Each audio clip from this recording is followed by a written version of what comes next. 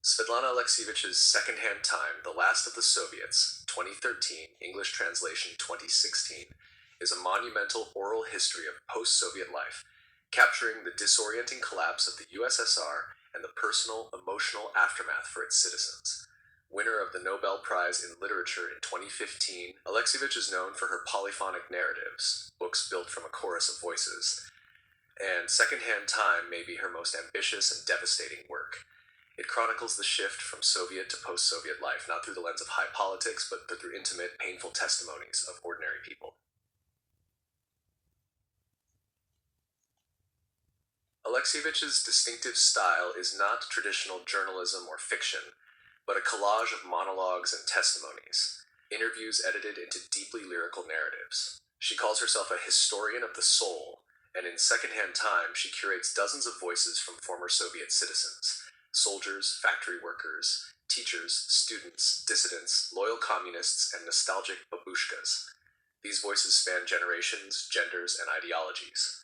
The result is a haunting tapestry of human experience, reflecting the psychological cost of regime change. This method, oral history as literature, is deceptively simple. Alexievich sits down with people and records their memories, but through her editorial work, she transforms those raw narratives into emotional literature. The book includes introductory commentary, fragments of conversations, and structured recollections. Despite being nonfiction, Secondhand Time reads like a tragic epic, with love, betrayal, sacrifice, and despair as its major themes. From Soviet man to post-Soviet chaos. One of the central themes of the book is the collapse of a collective identity.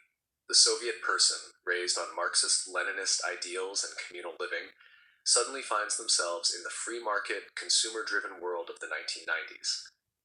This transition was not only political or economic, it was spiritual.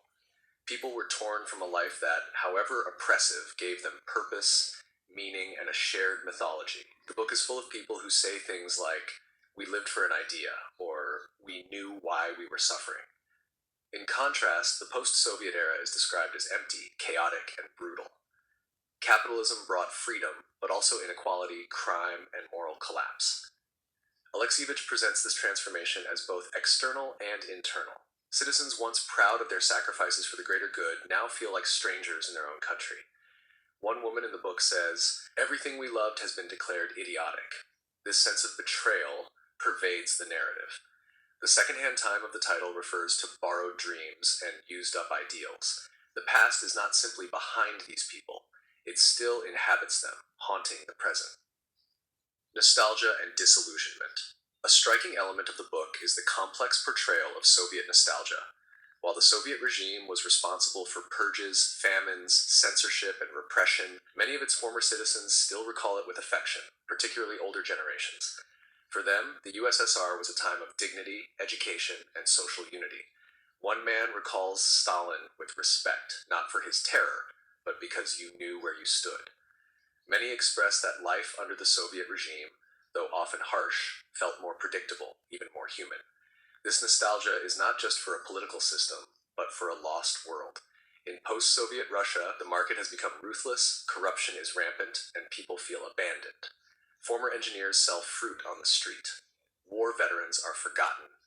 The values they lived by, solidarity, sacrifice, collectivism, are mocked. This creates what psychologists might call cognitive dissonance. They know the USSR was flawed, even criminal, but they also remember it as the time of their youth, of shared purpose. Yet Alexievich does not let nostalgia become romanticism.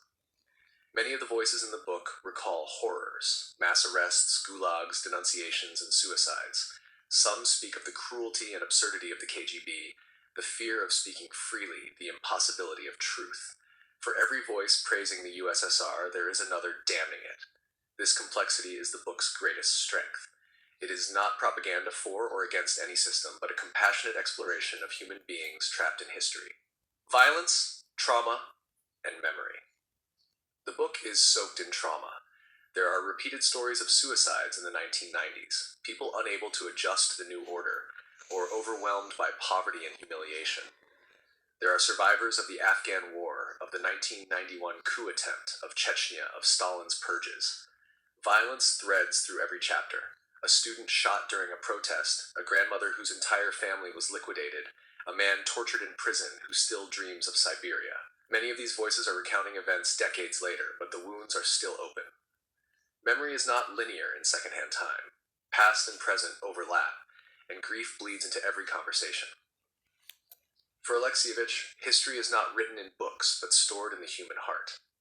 Trauma is transmitted through generations. Children carry the silence and fear of their parents.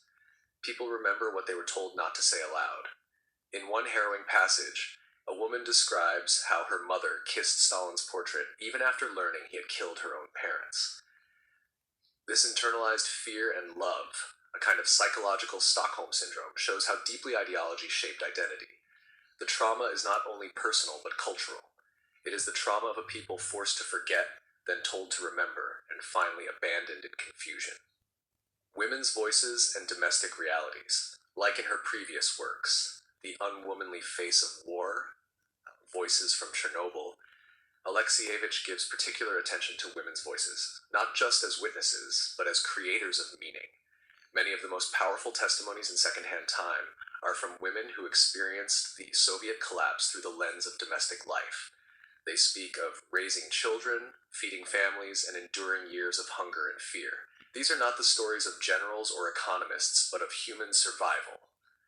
Women recount falling in love in prison camps, losing sons to war, baking bread in communal kitchens, and watching their children embrace Western consumerism. Their voices are poetic, painful, and often philosophical. They are not passive victims, but carriers of memory.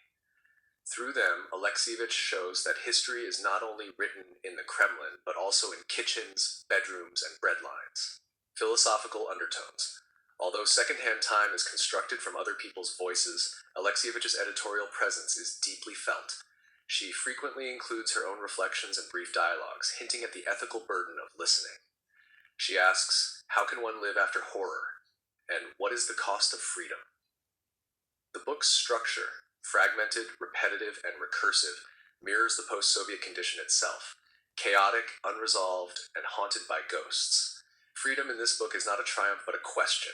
Some people embraced it, others collapsed under its weight. Some used it to speak truth, others used it to steal, exploit, or flee. There are no heroes in secondhand time, only human beings. And for Alexievich, that is enough, more than enough. Conclusion. A Monument to the Unheard, Secondhand Time is not a book of easy answers. It is a book of sorrow, of voices crying out from the margins of history. It asks, what happens to people when the world they believed in disappears? What does it mean to survive, not just physically but emotionally, after the collapse of meaning? Svetlana Alexievich's genius lies in making these abstract questions deeply personal.